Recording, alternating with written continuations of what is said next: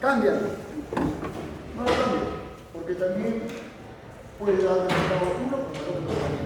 No puede decir, cámbialo, no hay ningún problema, ya lo voy a cambiar. Perfecto. Bueno, ¿qué les decía? De que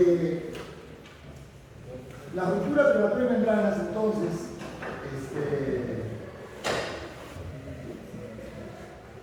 puede ser una emergencia, o como que también puede ser manejo expectante, o que puede manejarse espontáneamente, o hay que conducir. Bien, ahí vamos.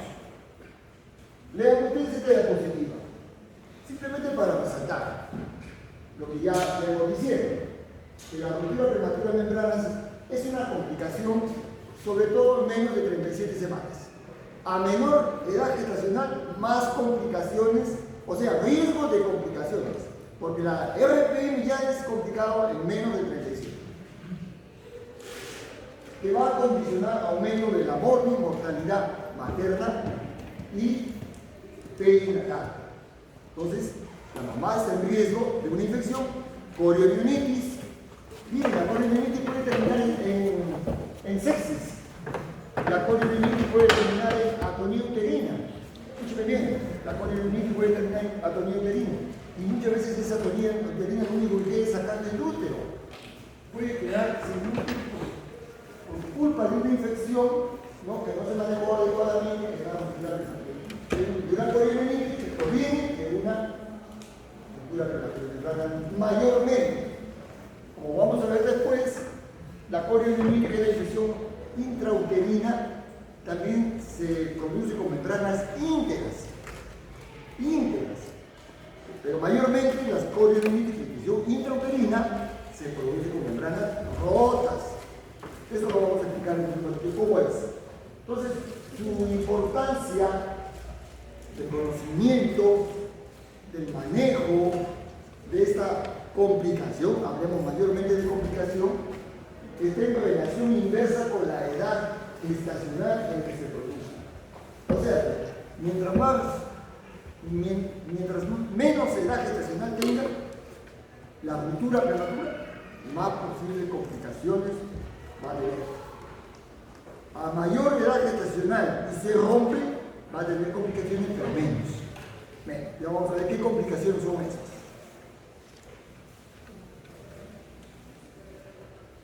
Esta es la definición. Es un resumen de muchos autores, ¿no?, que hablan de la definición, pero yo he tratado de buscar una definición más completa. Se define como ruptura prematura de membranas a la solución de continuidad de la membrana coriométrica, la cual ocurre espontáneamente, ¿no?, antes del comienzo del trabajo de parto, al menos una hora antes, reproducida después, ya. O sea, lo que quieren decir, para que se rompa la membrana, Wilmer, un favor, para definir ruptura prematura de membrana debe ser que esta se rompa después de las 22 semanas. Cambien esta diapositiva, ¿no? Cuando hay otra clase de regular. Cuando se rompen las membranas antes de las 22 semanas, se rompe, ¿está bien? ¿Ustedes tienen una idea qué diagnóstico es? Antes de las 22 semanas. Sí. Aborto inevitable. Ese es otro manejo. El manejo definitivo es culminar el embarazo, independientemente de la edad gestacional, no, de la vitalidad fetal. Se termina, es un aborto. Se rompió la membrana, ya se interrumpió el embarazo. Ya se interrumpió.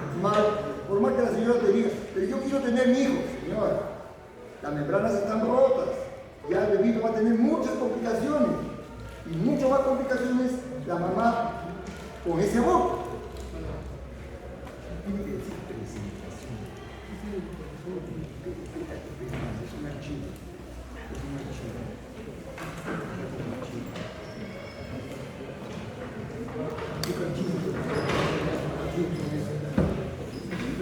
Ya, perfecto.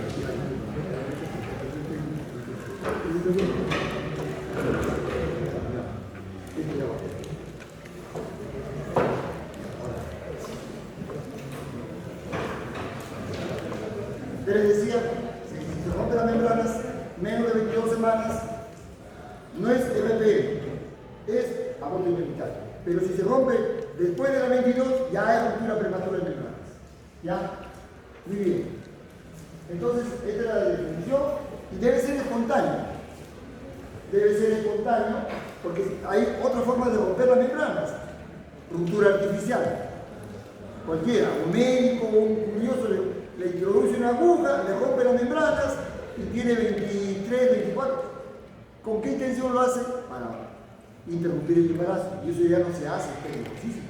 Antiguamente provocaban abortos criminalísimos, rompiendo, introduciendo sustancias, ahora se usan otros productos. Felizmente que ya no se hace ese procedimiento. Ahora, si la mujer se somete a ese procedimiento para interrumpir un embarazo, no es ya su problema. Le espera mucho problema. Bien, como decía al final, hay una comunicación. Al romperse las membranas existe una comunicación directa de la vagina, del cuello y el contenido uterino en total. Hay una comunicación directa. Entonces, ¿qué va a pasar? Jóvenes, recuerden, la vagina tiene bacterias naturales, la flora bacteriana. La flora bacteriana de la vagina está neutralizada por la acidez, por los estrógenos, y está atenuada. Lógicamente el cuello está cerrado, pero si se rompe el cuello, las membranas, por más atenuada que esté esa bacteria ahí, va a comenzar a viajar, a ascender. ¿Ya? Va a ascender y se va a ir reproduciendo. Va a ir reproduciendo. Entonces, se rompió la puerta. Ya vamos a ver qué funciones tienen las membranas. Entonces, como dice al final, dice, la ruptura puede provocar parto espontáneo si el parto no comienza, no puede provocar parto, pero también puede aumentar el riesgo de complicaciones como infección intraniótica hasta el derretimiento prematuro de la placenta, particularmente cuando la membrana se rompe a término. O sea, definitivamente, al romperse la membrana ya hay una alerta para el médico, para la paciente. Para la paciente, doctor, ¿y qué tiene que ver la paciente acá? Señores, ustedes cuando hacen control prenatal tienen que hablar de los signos de alarma, de alerta a la gestante, sobre todo cuando ya la segunda, tercera, cuarta consulta, signo de alarma. Cuando usted va a ir en emergencia, ¿por qué motivo? Tengo fiebre, a la farmacia, no señora, vaya a emergencia, por eso es una infección urinaria. Pierde líquido. Tiene que ir a la emergencia para evaluarla, si es verdaderamente líquido o no. No puede quedarse en su casa. ¿Quién es responsable? Y al explicar los signos de alarma, ¿de qué manera nosotros contribuimos en la salud pública? Comenzamos a alertar para disminuir la mortalidad materna. Simplemente con explicación, sangrado, fiebre, el bebé no se mueve, suman los oídos, sin nada. Explicar siempre a las gestantes conforme va avanzando el embarazo. Bien, no creo que termine la clase, pero ustedes ya me entienden lo poco que les voy a explicar. Hay varias funciones de las membranas, no las voy a decir todas, pero estas funciones se pierden, sobre todo las primeras, por culpa de la membrana que se rompió. ¿Qué función es la primera? Es una barrera de protección mecánica e inmunológica al feto, para evitar infección ascendente del trato genital inferior. Las membranas corioamnióticas delimitan la cavidad amniótica, representando una protección mecánica para el feto ante los traumatismos abdominales, ¿no? Debido a que retienen el líquido amniótico.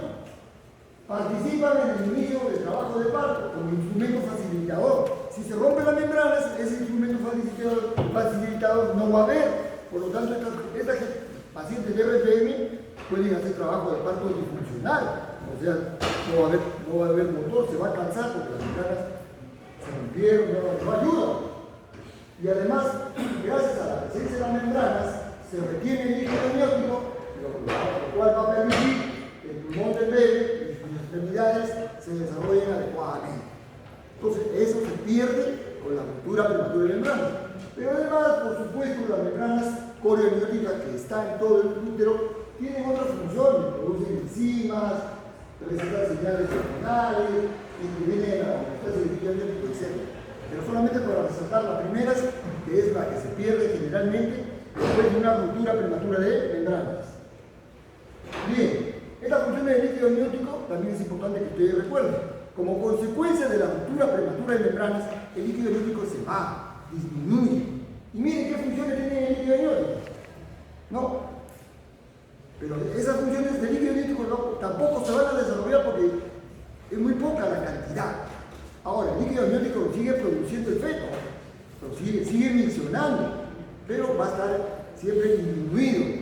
Y en algunos casos llega al extremo de ver anhidramnios, o sea, no solamente falla la membrana, de repente la placenta ya está fallando, el bebé está fallando, no orina.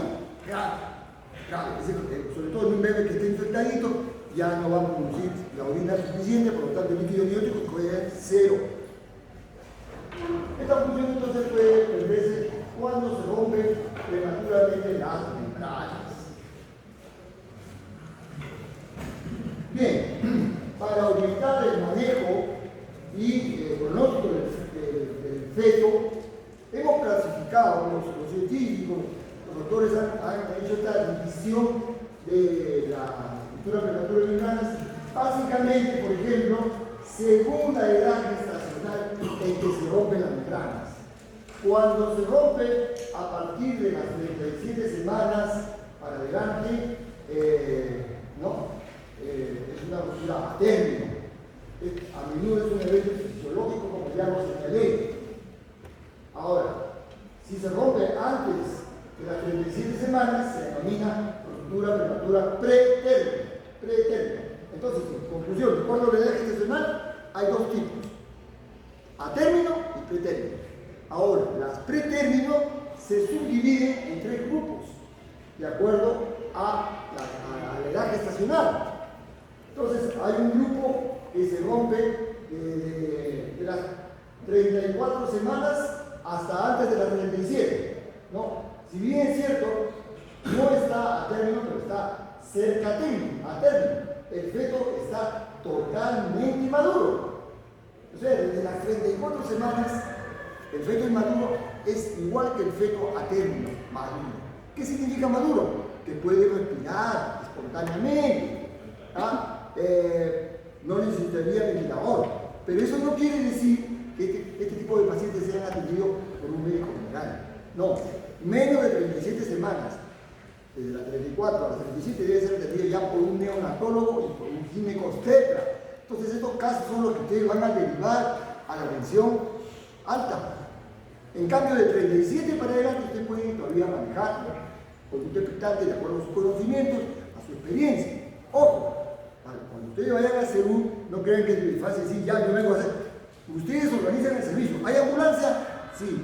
¿Hay chofer? Sí. ¿Hay hospital cercano? Sí. Por lo tanto, sí lo derivan. Y pueden atender partos con tranquilidad, porque cualquier parto se puede complicar. Bien. Después tenemos RPM lejos de término, entre 24 y 34 semanas. Estos casos lógicamente necesitan hospitalización. Todo lo que es pretérmino necesita hospitalización inmediata, ¿no? Es decir, va a permanecer en centros, en el hospital, no sabemos cuánto tiempo. No sabemos. La tercera clasificación es RPM previable, ¿no? Si se rompen las membranas desde las 22 semanas hasta las 24. Antes de las 24, hasta las 24. Se llama previable. Son los de peores pronósticos, ¿no? Generalmente, ya vamos a ver el manejo rápidamente, estos terminan en una conducta activa porque rápidamente se infectan. Los menos de 24 semanas se infectan más. A menor edad gestacional de la ruptura prematura de membranas hay más posibilidad de hacer corioamnionitis, más posibilidad de infección. Ahora, de acuerdo a su evolución, la ruptura prematura de membranas se clasifica en RPM sin infección intramniótica y RPM con infección amniótica o corioamnionitis. Eso es lo que vamos a desarrollar el día de hoy.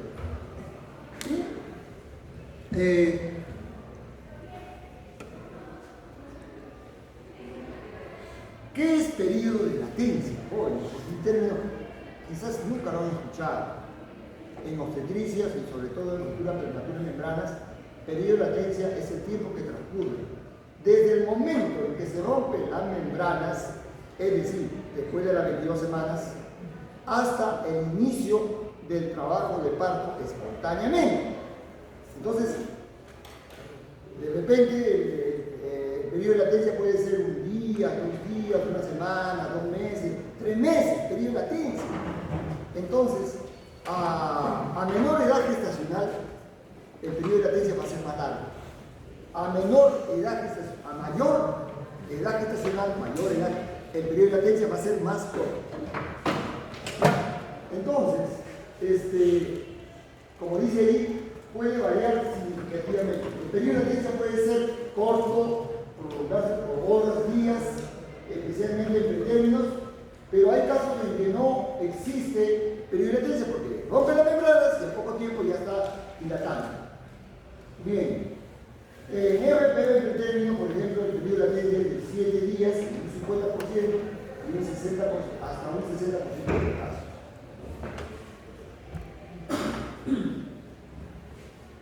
Este periodo de latencia puede variar entonces según la edad gestacional. O sea, eso de ser corto, periodo de latencia o largo, le he olvidado. Sobre el concepto de periodo de latencia actualmente ha cambiado, se está agregando lo siguiente.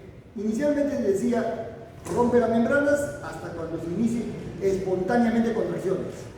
Pero ahora se ha agregado de que se rompen las membranas y en el momento que el médico dice, ¿sabe qué? Hay que hacer cesárea. Hasta ahí ya no hay parto espontáneo, la cesárea. Hasta ahí es el periodo de latencia. O de lo contrario dice, vamos a madurar e inducir. O sea, poner oxitocina. Hasta ahí es el periodo de latencia. ¿No? O sea, no solamente el periodo de latencia es espontáneo, sino también cuando se interrumpe el embarazo o cesárea, o se interrumpe el embarazo vía inducción o maduración. Entonces, ahí cambió. Entonces, en relación a la edad gestacional, ya he dicho que es más largo el embarazo pretérmino que los embarazos a término y tiende a acortarse a medida que avanza la edad gestacional. Cuando hablamos de ruptura prematura de membranas prolongada, es una definición, lo que quiere decir, prolongado, ya no puedo seguir, tengo que terminar el embarazo. Pero eso sobre todo en embarazos a término. En embarazos a término, en RPM prolongado, no es como el embarazo pretérmino, donde yo podría todavía alargar el periodo de latencia. En a término, mejor dicho, ahora se habla de las 34 semanas. O sea, el manejo de la RPM 34 hasta las 37 es igual que el manejo de 37 para adelante. El manejo es igual de la ruptura prematura de membranas. Entonces se habla de ruptura prematura de membranas, ya sea desde las 34 semanas para adelante, 24 horas prolongado. Entonces hay que terminar el embarazo, porque el riesgo más grande es la infección mamá y el feto. ¿Y entonces qué pasa con los fetos? Saca un bebé prematuro, pero si encima está recontrainfectado, el pediatra me dice, oiga, ¿y por qué no lo operó con anticipación? Usted sabía que no podía seguir teniendo ese bebé en el vientre de la mamá, el pediatra me llama la atención. Pero ¿qué otros factores influyen en el alargamiento del periodo de latencia? Ustedes ven en esta diapositiva, acortan el periodo de latencia, las infecciones, la longitud del cuello. Cuanto más chiquito es el cuello del útero, amenaza de parto prematuro, se acorta el periodo de latencia. Sangrado vaginal, todo lo que es sangrado, va a haber contracciones, va a haber intento de destrucción del feto por amenaza de parto prematuro. Entonces acorta el periodo de latencia. Historia de RPM previo. Toda paciente que tenga antecedentes de ruptura prematura previa está en riesgo de volver a hacer ruptura prematura de membranas. Y en estos pacientes el periodo de latencia se acorta. La sobredistensión, el poligrama, la macrosomía fetal, el embarazo gemelar, el periodo de latencia se acorta. Se rompió la membrana en un embarazo gemelar, al poco tiempo está dando a luz. Un poligrama, Se rompió las membranas, a las pocas horas está dando a luz. No hace periodo de latencia larga. Consumo de tabaco, los tactos vaginales innecesarios. Cada vez que uno hace tacto, estimula corcosa, dinámico uterina, contracciones. Por lo tanto, el parto se puede evitar. Entonces el periodo de latencia se acorta. Ahora más, se debe hacer el tacto de acuerdo a una indicación médica, no es cualquier.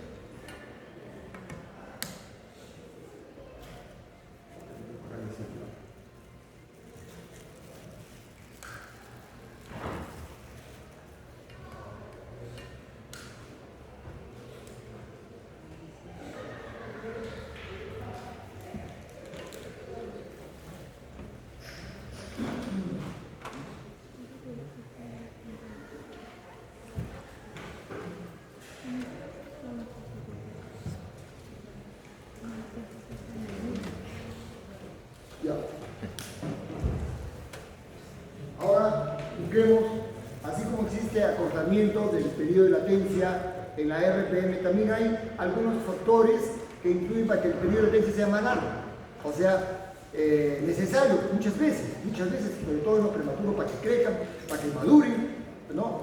Para que se desarrollen, necesitamos alargar, pero siempre cuidando que no se infecte, porque si se infecta, ya nos olvidamos del periodo de latencia, se culmina el embarazo, como vamos a ver después. Y ahí va. Los antibióticos profilácticos que se dan en el RPM alargan el periodo de latencia. Los corticoides que se dan para madurar el pulmón en el bebito en prematuros menos de 34 semanas alargan el periodo de latencia. Hay topólisis, o sea, el usar topolíticos como el sulfato de magnesio, el filipino, el alarga el periodo de latencia. Pero acá vamos a ver nosotros que la topólisis, si bien es cierto, alarga el periodo de latencia, pero solamente lo usamos con una sola intención. Topólisis se usa con una sola intención, alargar 48 horas en menos de 34 horas, mientras tanto que yo le administro corticoide, la betametasona, para que su pulmón madure. 48 horas. Después de las 48 horas, si continúa la dinámica uterina, ya no le hago topólisis, porque ahí hay una infección. Ya, como ya tiene el pulmón madurito, entre comillas, se supone, pero ya sabemos que esto va a ser atendido por inmediato, por un neonatólogo. Tenemos que interrumpir el embarazo. Entonces la topólisis no se usa de rutina, solamente en casos bien precisos, para alargar el periodo de latencia, mientras tanto el corticoide está actuando 48 horas. El sulfato de magnesio, ya hemos dicho, alarga, y el reposo en cama, todas las gestantes menos de 34 semanas están hospitalizadas largo tiempo. Lo primero que se dice es hospitalización y reposo. Solamente va a ir al baño a funcionar y hacer su deposición, etc. El resto del tiempo en su camino. Inclusive la micción la hacen en la cama. La higiene en la cama.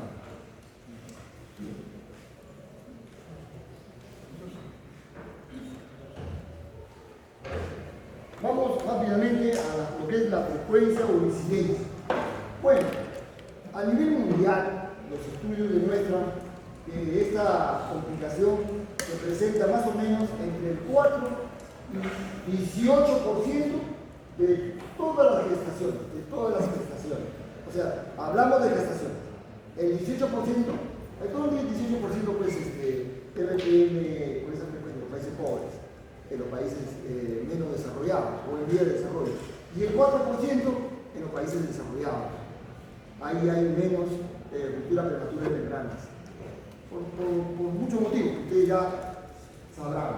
Entonces, de acuerdo a las características socioeconómicas de la población. Ahora bien, del 100% de RPMs, hasta el 90% son a término. Lo que quiere decir, del 100 RPMs, 10 son pretérminos. O sea, la mayoría de RPMs son en embarazos a término, felizmente, a término, que tienen menos complicaciones. Ahora bien, entonces el 8% de las gestaciones son RPM a término. En cambio, 2 a 4% son gestaciones tripléticas. Ahora bien, esto es el embarazo súbito. ¿Qué pasa en el embarazo gemelar? En el embarazo gemelar, la ruptura prematura de membranas afecta hasta un 7 a 20%. En embarazos generales, riesgo, el embarazo gemelar es riesgo para ruptura prematura de membranas. En general, como causa de parto prematuro o pretérmino, la ruptura prematura de membranas lleva el 30%. El 30%. O sea, tiene bastante significación en la presencia de prematuridad, la ruptura de prematura de membranas. Y en cuanto a la mortalidad perinatal, ¿no? La ruptura prematura de membranas, sobre todo la pretérmino, de menos de 34 semanas, fundamentalmente, contribuye con el 10% de todas las muertes perinatales. Esto es a nivel mundial. 10% de muerte perinatal, la culpa es la ruptura en menos de 34 semanas. O sea, es alta, ¿no es cierto? Bien. Acá están los riesgos que tiene la mamá, los riesgos que tiene el feto, los riesgos que tiene el neonato. Ahí está resumido. ¿Ya? Ahí está todo. Por ejemplo, riesgo de la mamá, ya hemos dicho, la poliomelitis. Y cuando da luz, esta mujer que lleva el bebé tiene riesgo de endometritis. Y cuando está en trabajo de parto, como decía, la membrana ayuda a dilatar, como está rota la membrana, no ayuda, hace trabajo de parto longitudinal. Ustedes saben que en el puerperio, queda pues el lecho placentario es una herida. Y esa herida está infectada pues por la bacteria de la RPM.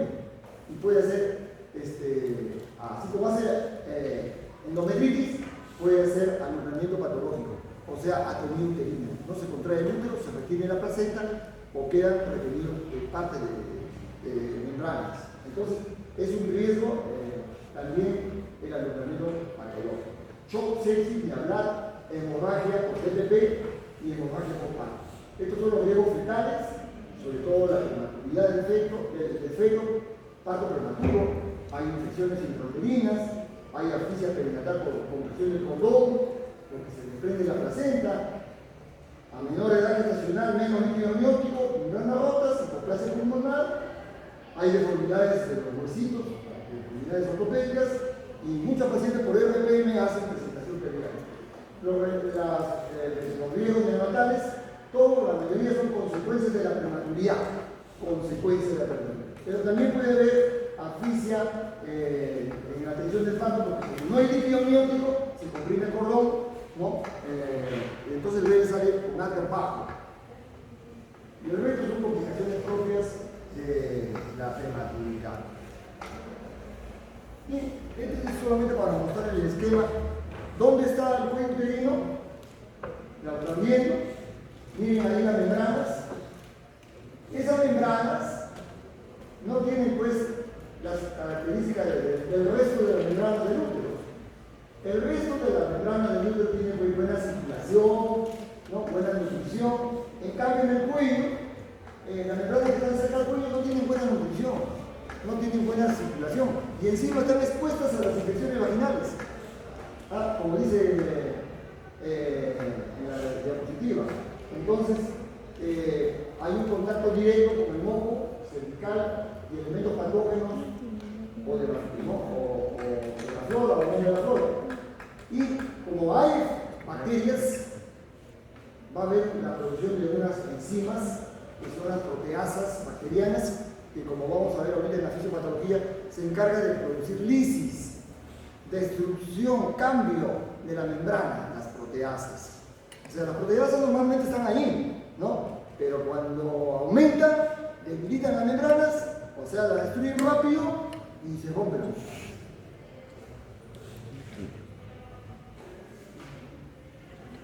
Idea nada más, porque esto ustedes lo han estudiado en histología.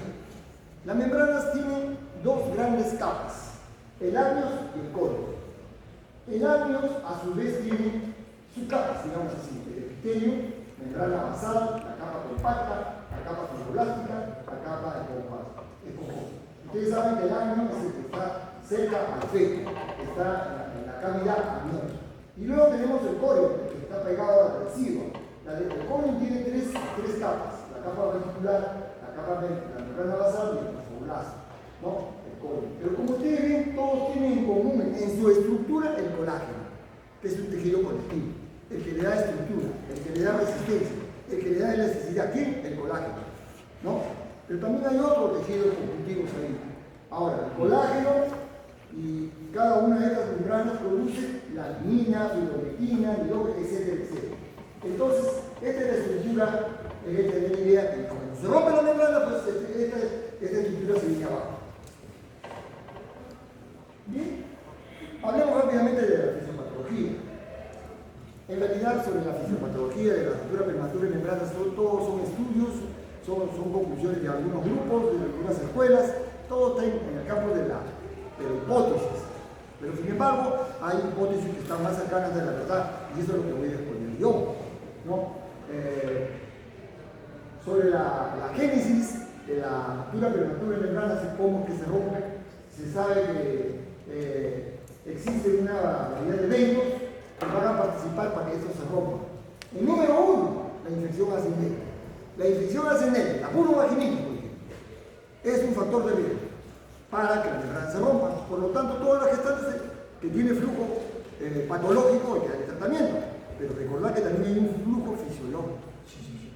Usted tiene que definir qué es un flujo fisiológico y qué es un flujo patológico. El flujo patológico se da tratamiento. El flujo fisiológico se da consejería, orientación, ¿no? Higiénicas, etcétera, costumbres, relaciones sexuales. Entonces el flujo fisiológico no se da tratamiento, pero el patológico sí. Mal olor, prurito, grumoso, espumoso, cultivo o de examen, tricomona, cándida, canderela, eso es patológico, hay que dar tratamiento, porque esos microorganismos van a favorecer la ruptura prematura de membranas. Y como vamos a ver después, no solamente va a romper la membrana ahí directamente, estas bacterias son tan hábiles que van por el espacio corio residual, ingresan al ángulo, ¿no? Por el torrente sanguíneo, ingresan a la cavidad uterina, producen infección y luego rompen la membrana por la boca. Ahora vemos así. O sea, la membrana se puede romper intraamniótica, infección intraamniótica, se rompe. ¿Por qué? Porque la infección, ¿de dónde viene? Por el espacio corio residual. Pero también hay la infección ascendente, que es lo más frecuente. Bien, también hay la infección ascendente, la inflamación que conlleva la infección, la distensión excesiva. Un poligramios, un macrosómico, un embarazo doble se estira demasiado. Eso es factor de riesgo para que se rompa. ¿Ya?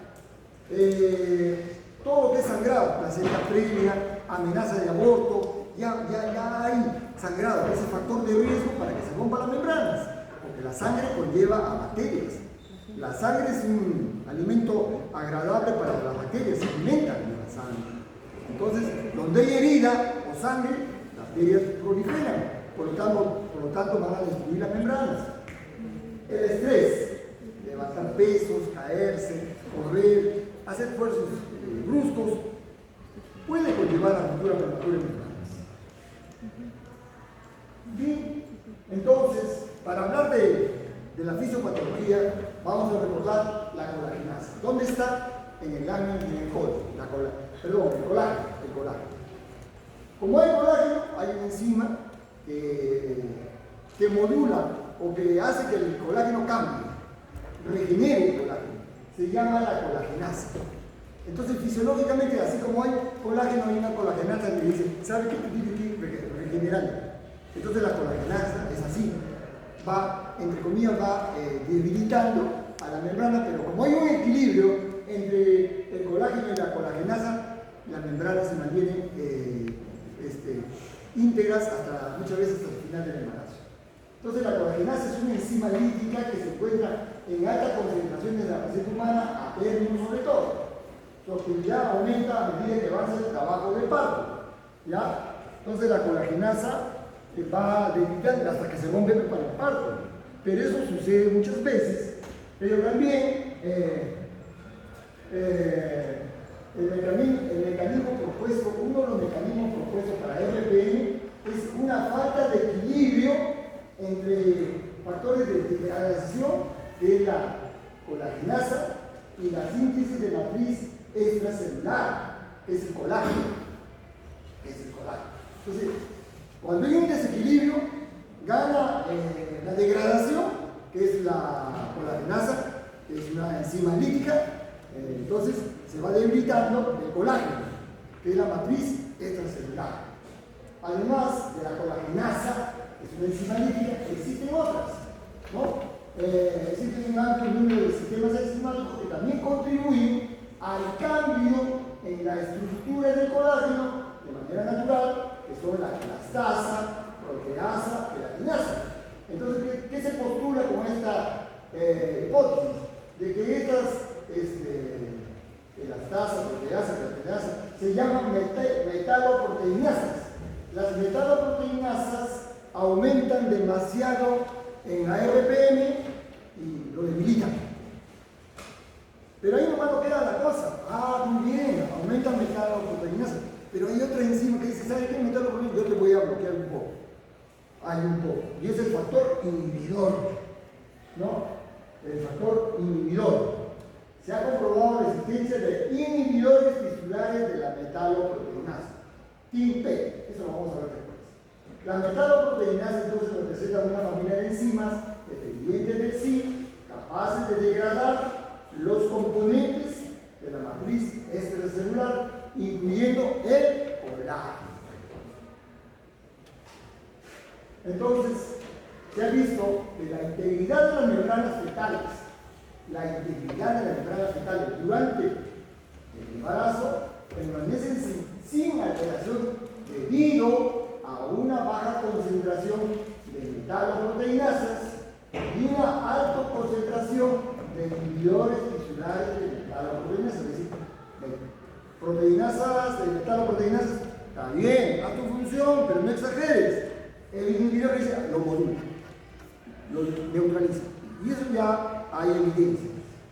Al final de la gestación se produce pues una remodelación significativa, o sea, una lisis, un recambio de las membranas debido a la activación de las metaloproteinasas y de la apoptosis selectiva que existe, lo que lleva a un debilitamiento significativo de la membrana.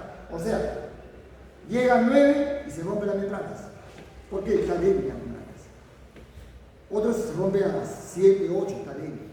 ¿Por qué? Porque el colágeno ha disminuido y las metaloproteinasas han avanzado, han ganado a los inhibidores y por eso se produce el parto espontáneo. Durante el trabajo de parto, los estudios indican que se orienta a una relación inversa proporcional a lo mencionado anteriormente, encontrándose una alta concentración de metaloproteinasas y una baja concentración de inhibidores tisulares de la metaloproteinasas.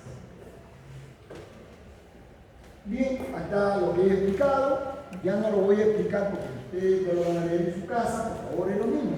Pero solamente quiero decir que en RP existe un dramático aumento de las metaloproteinasas del tejido extracelular, ahí está, la metaloproteinasa. Y hay una disminución del factor inhibidor de la metaloproteinasa. Entonces, se produce la RP. ¿Qué hay en el inicio del trabajo y cómo es un embarazo normal? Bien, hablando ya de la etiología de la ruptura, hemos hablado de la fisiopatología. No, acá hablamos de las metaloproteinasas, del factor inhibidor de las metaloproteinasas, hablamos de eso. Pero, ¿y esto? ¿Quién hace que aumente las metaloproteinasas? O sea, la proteinasa, la proteasa. Las infecciones hacen que aumente las metaloproteinasas, como la colagenasa, que es una enzima lítica que va recambiando, debilitando a las membranas. Entonces, ¿qué factores van a debilitar las membranas? O sea, van a disminuir su resistencia. Las infecciones ascendentes, que hemos dicho, el tabaquismo, déficits nutricionales, enfermedades congénitas. ¿Y qué factores incrementan la presión intrauterina o intraamniótica? Polidramios, el embarazo enfermedad, las malformaciones uterinas, los flores uterinos, todos van a producir sobredifección. ¿Y qué factores traumáticos también intervienen sobre la ruptura prematura de membranas? Bueno, el factor traumático puede ser directo, una paciente se cae, se golpea el diente, ¿no? O alguien la patea, o la paciente levantó mucho peso, o está muy preocupada, como camina muy rápido, se exagera, hace ejercicios. Eso es factor traumático. Pero también hay procedimientos médicos como la amniocentesis, la portocentesis, la biopsia, que podrían debilitar las membranas vía infección. Entonces eso de producir, señora, le voy a hacer una amniocentesis para diagnosticarle DAO a las 35 semanas. ¿Qué sentido tiene? Y al poco tiempo, parto prematuro. Y no es así. A veces hace hasta coriomionitis. Hasta le han extirpado el útero a una mujer por hacer un procedimiento que se infectó con un procedimiento. Peligro, entonces los procedimientos no pueden romper factor de riesgo para romperse las membranas e interviene pues el debilitamiento de las membranas corioamnióticas. Bien, rápidamente, entonces la infección de la RPM puede resultar de una infección cervical, ya lo he dicho, o una infección intrauterina, ya lo expliqué cómo es, pero sobre todo una infección ascendente. La RPM pretende se asocia a un 30-70% de casos de infección. La mayoría de infecciones, la mayoría de RPM en menos de 34 semanas, la infección es ascendente. En cambio, en la RPM a término es por debilitamiento natural, de las membranas. ¿Y cómo se debilita? Por el gran aumento de la metaloproteinasa en forma natural, ¿no? Pero claro, entonces doctor, si se rompe la membrana de la 37 no hay ningún problema. No, hay veces hacen pues RPM prolongado, y ese RPM prolongado se puede, si estamos haciendo tactos, coriomionitis. Si hacemos un RPM prolongado y dejamos membranas, endometritis. O sea, hay complicaciones también en la RPM a término. Hay complicaciones. Son menores, ¿no? Pero sobre todo para la mamá. La infección bacteriana, directa o indirectamente, vía mediadores de la respuesta inflamatoria, puede inducir la síntesis de metaloproteinasa. Lo que yo le decía. Las bacterias inducen la producción de proteasa y proteinasa que debilitan y rompen las membranas celulares. Ya. Pero las bacterias no solamente producen metaloproteinasa, las bacterias también tienen la propiedad, la pared bacteriana tiene la propiedad de producir fosfolipasa. ¿La fosfolipasa para qué sirve? En el útero estimula la producción, o en el cuerpo de la mujer, la producción de prostaglandinas. Entonces va a haber amenazas de parto prematuro, ¿no? Y va a generar contracciones por culpa de la ruptura prematura de membranas, la fosfolipasa. Yo les voy a mostrar acá un esquema después para que ustedes lo analicen en su casa, porque no va a haber tiempo para explicar todo determinadamente. Entonces los gérmenes pueden alcanzar el líquido amniótico estando las membranas rotas o íntegras.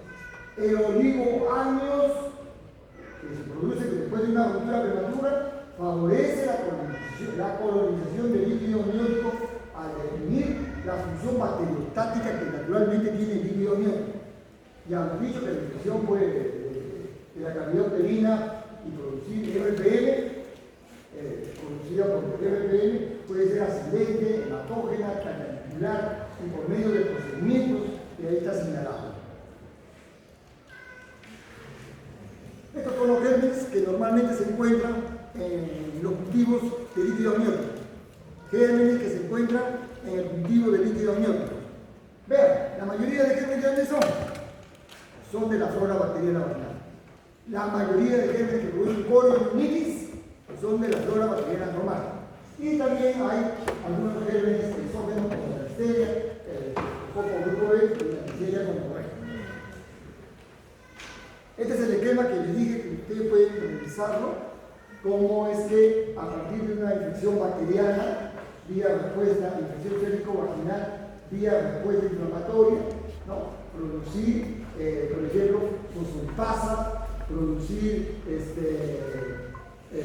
colagenasa, proteasa, o la infección va a estimular a los macrófagos para que produzcan la eliminación interleukinas, ¿no? Y también al estar en las membranas rotas va a haber oligoánidos, va a haber una disminución de la capacidad bacteriostática que tiene el líquido amniótico del organismo. Eso ustedes lo van a ver mejor.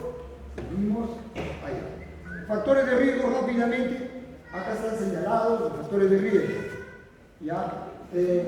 Hablamos de factores de riesgo, o sea, cuando ustedes van a hacer una historia clínica, en la primera consulta prenatal, tienen que averiguar todos estos factores de riesgo, si tiene o no. Ah, le está gustando la clase. Muy bien. ¿Cuáles son los factores de riesgo mayores? O sea, los que están más cerca de ocasionar o se asocian a la ruptura prematura del plantas. Están más cerca de ocasionar o acercarse a la ruptura. Miren, el antecedente de parto prematuro y el antecedente de ruptura prematura de membrana son los factores de riesgo más cercanos a que en la nueva gestación, en el nuevo embarazo, se produzca ruptura prematura de membrana. Hace un momentito le pregunté a una residente sobre este tema. No, entonces, el factor de riesgo para una ruptura prematura, antecedente de RPM en embarazo anterior, antecedente de parto prematuro en embarazo anterior. Por supuesto, el tabaquismo, las hemorragias, el primero, segundo trimestre, factor de riesgo, ya hemos dicho, y todas las infecciones del tracto genital. Por supuesto que también están las infecciones urinarias. Ahora, factores de riesgo menores que hay que tener en cuenta: aborto provocado, orgasmos, embarazo múltiplo, embarazo preventivo, malformaciones, consumo excesivo de café, traumatismos, acortamiento cervical, el DPP, la coagulopatía, la anemia, el bajo nivel socioeconómico. Todos son factores de riesgo que hay que tener en cuenta, ¿no? En el momento que ustedes hacen historia clínica y sobre todo para el diagnóstico. Sin embargo, como dice abajo, dice, muchos pacientes llegan a la consulta o a la emergencia con pérdida de líquido y no encuentran ningún factor de riesgo. No encuentran. Ya pues, está bien. Pero eso no quiere decir que no tenga RP, ya la tuvo. ¿Por qué habrá sido? De repente no se dio cuenta que tenía vulvovaginitis y nunca fue al médico. Y ya no sabe lo que es vulvovaginitis. Si ustedes no enseñan qué es un descenso o flujo vaginal patológico, la paciente cree que todo es normal. ¿Por qué? Porque a veces la higiene en las mujeres, en la gran mayoría, es secundario a su vida. Lo principal es el trabajo o el estudio, pero ¿y su salud? Hay que cuidarlo. Entonces, en el embarazo, eso ustedes van a enseñar, van a explicar que toda vaginitis o flujo anormal tiene que ir al médico para curarse. Bien, cuadro clínico de la RPM sin infección. O sea, lo primero que yo tengo que pensar es que la RPM puede ser con infección o sin infección. No sé si me he salteado, pero bueno. RPM sin infección, ahí la paciente solamente viene por pérdida de líquido, ¿no? Dinámica uterina, nota que su barriguita ha bajado, sus funciones vitales están normales, no tiene fiebre, no tiene taquicardia, normal. Confirmado, es una RPM sin infección. Pero también hay las RPM que vienen ya con infección. O sea, viene a la consulta, ¿no? Por pérdida de líquido, pero además tiene fiebre, le encuentra taquicardia materna, taquicardia fetal, hay hidroterina, y inclusive puede encontrarse líquido amniótico maculoso. Le toman un hemograma y van a encontrar leucocitosis, ¿no? Mayor o igual a 15.000, con desviación izquierda, por supuesto. Entonces, ¿a esto cómo se le denomina?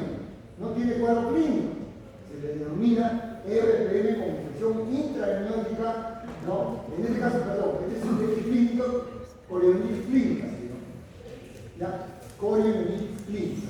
Entonces hay corionitis subclínica, ¿sí? Acá está. Hay corionitis subclínica, pero es corionitis. ¿Cómo se define la corionitis subclínica? Con marcadores de infección. Hay estudios maternos, hemograma, PCR, la valoración de la vitamina C que nosotros no hacemos, pero sí hacemos hemograma y PCR. Entonces yo tengo una paciente que viene por RPM, ¿no? Sin fiebre, pero tiene 28 semanas. La hospitalizo y estoy atento. ¿En qué momento hace infección? ¿No? Membrana rota, PCR, como dice ahí, cada 2 días. Otros criterios, marcadores de infección subclínica, en la ecografía, ¿no? Criterios fetales, monitoreo fetal. Ahí está descrito, por favor. También otro criterio para hablar de infección uterina subclínica es una paciente que tiene RPM, ¿no? Y alguien dice, bueno, acá estamos en Suiza. Y aquí pues hacemos amniocentesis a todas las pacientes que tienen RPM pretérmino, y hacemos amniocentesis, menos de 34. Y le hacen amniocentesis. ¿Y qué deben encontrar? Para hablar de colinemitis, ¿no? En primer lugar, detección de gérmenes en detección de grano, confirma el diagnóstico. En este líquido amniótico, presencia de más de 50 leucocitos por milímetro cúbico. Además, este líquido amniótico positivo sale positivo. Y además, este líquido amniótico, cuando se le hace el dosaje de glucosa en el líquido amniótico, tiene niveles menores a 14. Entonces, en conclusión, es la paciente tiene colinemitis. Además de membrana rota, lógicamente. La ecografía también sirve para diagnosticar infección, ¿no? Y también la perfil biofísico. Vean la ecografía para diagnosticar posible infección, ¿no? El INA debe ser mayor o igual a 2, pero si tiene menos de 2, peligro, la infección es más grande, ¿no? Además, la ecografía sirve para evaluar la edad gestacional, el peso, la posición, hay edad circular, ¿no? Para ver posible parto. El perfil biofísico, ¿no? Descartar hipoxia fetal, presencia de movimientos fetales respiratorios, presencia de movimientos respiratorios descarta infección fetal. El perfil biofísico igual o menor a 6 es un buen predictor de infección fetal. El perfil biofísico, ustedes saben, se valora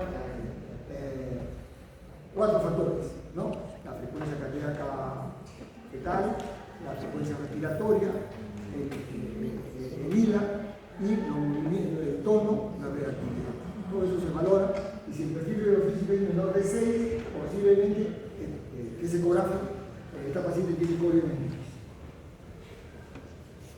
El monitoreo electrónico, la fotometría Doppler, también sirven para monitorizar pacientes que tienen RPM. Entonces hay que hacerle test no estresante antes de las 34 semanas, test estresante a partir de las 34 semanas. ¿Ya? También hay la fotometría Doppler, en caso de 5 años o paciente envejecida, hay que evaluar el longitud del cervix, vía transvaginal, como predictor del parto inminente o de RPM en este caso. ¿No? Menos de 1.5 centímetros de longitud del cervix, alto riesgo de parto pretérmino, alto riesgo, ¿no? RPM para que se dé el parto pretérmino. El diagnóstico. ¿Cómo se hace el diagnóstico? Clarito, la anamnesis manda. El 80% del diagnóstico de RPM se hace con la anamnesis. La paciente viene por pérdida de líquido, ¿no? Claro, bien, en forma espontánea, hay que sospechar. Además tiene factores de riesgo, ¿no? Entonces, si tiene factores de riesgo, 1, 2, 3, 4, se le va a lamentablemente.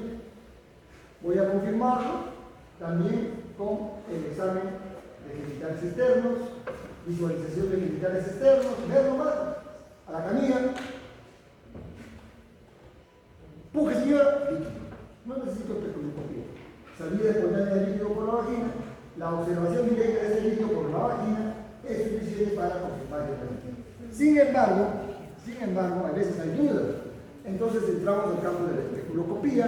Como el espéculo ya se confirma, porque voy a mirar directamente cómo el líquido fluye por los genitales externos, por el orificio cervical externo, Entonces, cuando yo hago especuloscopía, vamos a poner un caso. Hago pujar y veo líquido. Perfecto. No hay ningún problema. Hago pujar y no veo pérdida de líquido. No veo. El siguiente camino es, allá, no hago pujar, maniobra de Valsalva. No veo líquido. Siguiente maniobra es mover la cabeza, maniobra de Tarnier. Le muevo la cabeza, puje, señora. O sea, le saco de la cabeza hasta acá, mover la cabeza, hago así. puje, líquido. Confirmé el diagnóstico. Pero si a pesar de la maniobra de Valsalva y la maniobra de Carnier no veo pérdida de líquido, no veo, ¿no? Entonces ahí tendría que hacer pruebas auxiliares para confirmar el diagnóstico que vamos a ver ahorita. Ahora, sobre el tacto vaginal en una paciente de 34 semanas para adelante, con pérdida de líquido. Miren, RPM, de 34 para adelante, sí se hace tacto. Con 34, menos de 34 semanas, y con pérdida de líquido, no hay dinámica uterina, no hay dinámica, no hay contracciones. Menos de 34, pérdida de líquido. ¿Para qué le hago tacto? Y ustedes saben para qué se hace tacto cuando tiene de 34 semanas para adelante. Para valorar la calidad del cuello. El famoso bicho. El bicho. O sea, el bicho yo lo valoro cuando hay pérdida de líquido, más de 34 semanas, con o sin contracciones. ¿Por qué? Porque después de las 34 semanas, con bicho positivo, hay que terminar el embarazo. Y si el bicho es negativo, hay que madurar cuello. Entonces, una es inducción cuando tiene bicho más de 8, de 7. Y cuando tiene menos de 7, hay que madurar cuello.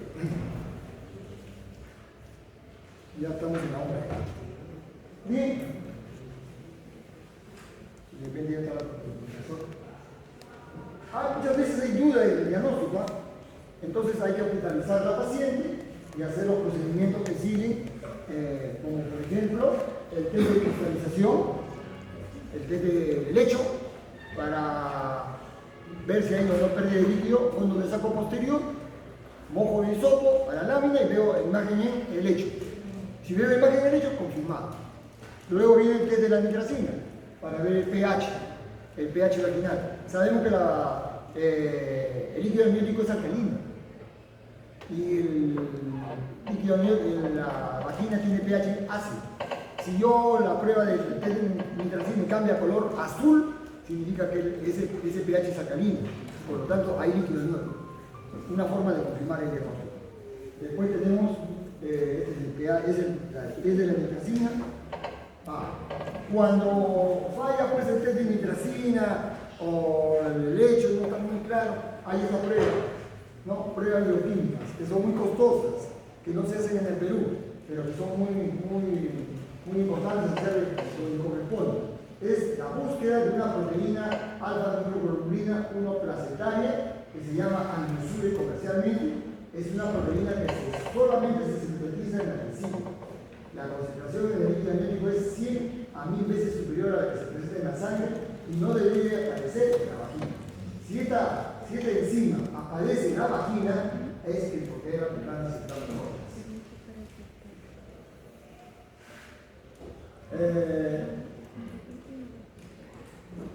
Es lo mismo. Bien, la ecografía también ayuda en el diagnóstico, por si acaso. Oye, encuentro paciente que viene por pérdida de líquido, ¿no? Le hago ecografía o liguamos. Severo, moderado, pero hay pérdida de líquido. Confirmen ya. La amniocentesis es también un procedimiento para hacer el diagnóstico, no lo hacemos nosotros, implica mucho riesgo, necesita mucha experiencia, esto lo hacen sobre todo en el lugar de docencia, investigación, pero de rutina no hacemos amniocentesis. ¿Pero qué significa? Inyectamos sustancias de contraste a la cavidad y al poco tiempo colocamos una gasa en los genitales externos y vemos cómo la gasa se mancha, de azul, de rojo, etc. Depende del clima. Eso también se hace con mucho cuidado, no es un examen que sirve para confirmar el diagnóstico. Bien, el diagnóstico diferencial de RPM está con el flujo vaginal natural, con incontinencia urinaria, con eliminación de tapón mucoso y la ruptura de un quiste vaginal. Lo más frecuente en el diagnóstico diferencial de RPM versus otra patología es el flujo vaginal fisiológico. Recuerden, acá es importante, todas las mujeres, todas tienen incremento fisiológico del flujo vaginal, por efecto hormonal. por efecto de mayor circulación.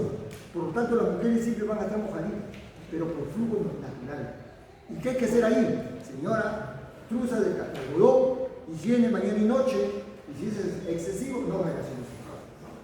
Ahora, si este flujo causa picazón, ardor, es como leche cortada, tiene mal olor, ese es un flujo patológico, hay que darle tratamiento. Más las medidas higiénico-dietéticas que siempre se dan. Y en cuanto a la incontinencia urinaria, efectivamente hay algunas mujeres, sobre todo la grande multípara, que se les escapa la orina, tienen incontinencia y eso también puede pensarse que es pérdida de líquido amniótico. Y entonces nosotros a esta paciente lo confirmamos colocándole el espejo. Acá está lo que yo resumo para ustedes. Perdón. Ya, ahí me quedo. Estos son los pilares del manejo de la RPI. ¿No? Primero, viene una paciente que pierde líquido, tengo que preguntar ¿cuándo fue su última regla? Y de esa manera determino la edad gestacional. Si no sé, ella no sabe la última regla, ¿tiene alguna ecografía? Sí, que es programa o la computadora, le dice la edad gestacional. Ahora, por la uterina, más o menos, puedo determinar también la edad gestacional. Bien, esa es la primera medida. Decir si es menos de 34 o más de 34. Membranas rotas, menos de 34 semanas, manejo expectante. Membranas rotas, más de 34 semanas, manejo activo. Pero si hay infección, sea antes de las 34 o después de las 34, termina el embarazo. O sea, si hay signos de infección, Segundo, condiciones cervicales. Lo que decía, usted tiene que hacer la valoración del bicho, sobre todo en gestantes mayores de 34 o más. Hay que ver el bicho, si le hace tacto. Tercero, de acuerdo a eso, yo pido una ecografía para ver el estado fetal, la cantidad de líquido amniótico, el peso, la placenta, etc. Luego, descarto coriamnionitis con el hemograma, con las funciones vitales, con el PCR, con una ecografía, con un monitoreo, descarto coriamnionitis. Ya hemos explicado de qué forma la coriamnionitis la podemos sospechar o diagnosticar. Ahí está el esquema. Siguiente, antibióticos. Los antibióticos pueden ser profilácticos o pueden ser tratamiento. ¿Cuándo es profiláctico? Profiláctico es cuando no hay signos de infección, ¿no? ¿Y cuándo es tratamiento? Cuando hay signos de infección. O sea, toda coriamnionitis, tratamiento antibiótico y triple todavía. Y triple, coriamnionitis. En cambio, profiláctico es un solo antibiótico, ¿no? Sin cuadro clínico. ¿Por cuántos días el antibiótico? Como profiláctico. 7 días. Los 2 días primeros, endovenoso. El tercero, cuarto, quinto, hasta el séptimo, vía oral. Para eso estoy monitorizando si tiene o no tiene fiebre, cómo está la frecuencia cardíaca, el feto, la ecografía, estoy monitoreando el hemograma, el PCR.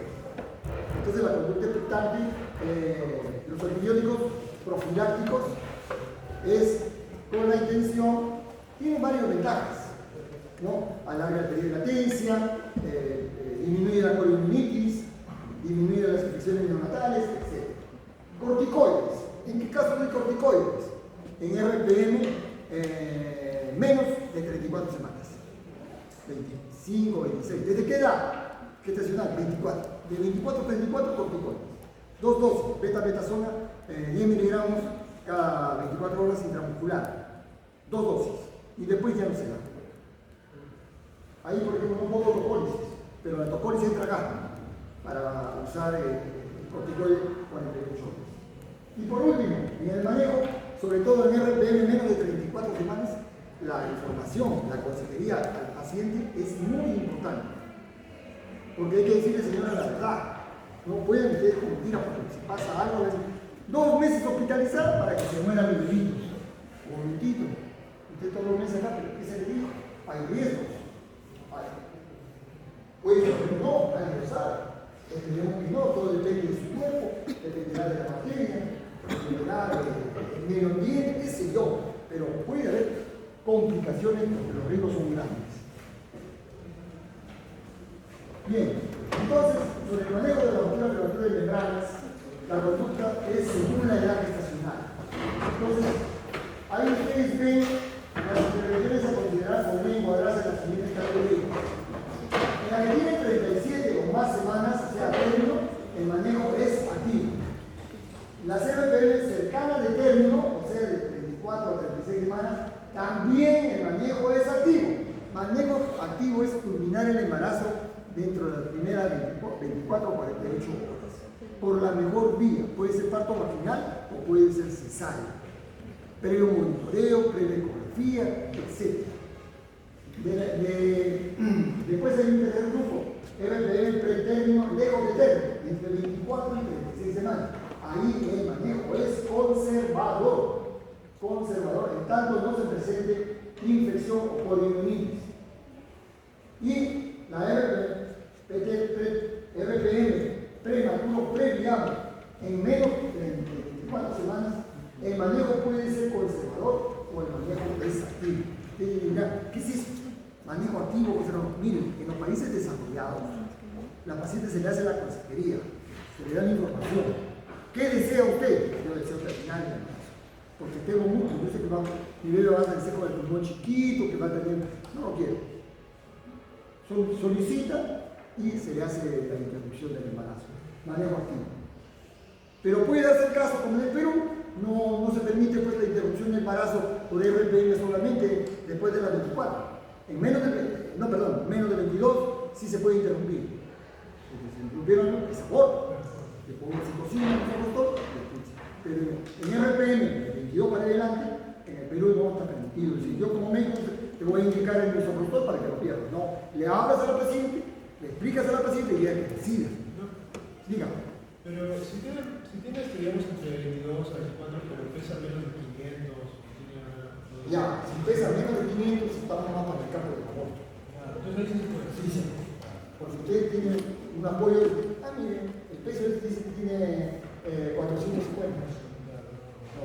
Y a pesar que tiene 23 semanas, puede ser que debe tener una restricción de crecimiento, por una infección viral, por ejemplo, que le pasen las restricciones. Entonces, eso ya entra en el. Como ustedes me están escuchando, yo estoy entrando al campo de la especialidad. Esto lo maneja el ginecólogo. Ustedes van a manejar a término y sin infección. No asustar a la paciente. Como ustedes han visto, la mayoría de RPM a término es fisiológico. Se rompe la membrana y al poco tiempo arranca. Hasta el 90% arranca parte espontánea. Pero usted tiene que controlar el peso, la presentación, los antecedentes, cuánto pesaron sus bebés. A más bebés de 3 kilos 500, buena bebés, no hay ningún problema. Muy bien. Seguimos. Hasta que me vote. Yo digo a la profesora, estoy. Ya está fuera. Bueno, por fin, hasta aquí nomás me quedo. El resto está todo bien explicado. Ya está por ahí contra. Inclusive para terminar, solamente quiero mostrar las últimas partes. Este es el bicho que usted tiene que estudiar, ¿correcto? Seguimos.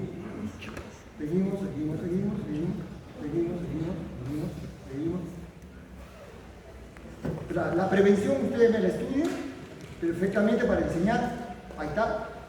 Prevención secundaria, prevención terciaria, la referencia cómo se hace y por último las conclusiones.